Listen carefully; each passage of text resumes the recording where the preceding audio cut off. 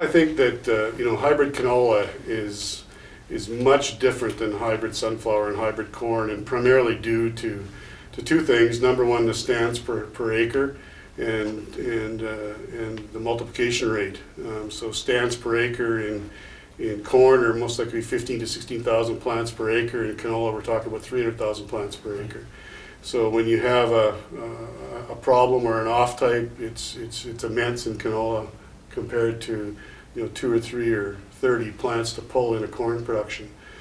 So people look across the fence and think they can just make all those things happen the way they happen in corn or sunflowers or those sort of crops. But canola is just a dramatically different animal, and so it takes a few mistakes for people to realize the challenges of line purity and those things that cause us all our problems.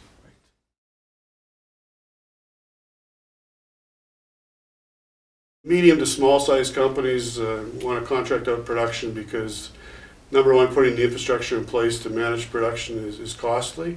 There's a significant learning curve, and often small companies can't afford to develop the expertise in-house to get themselves to a successful point. Everybody needs to launch at a minimum quantity, and that quantity can be very expensive if it fails.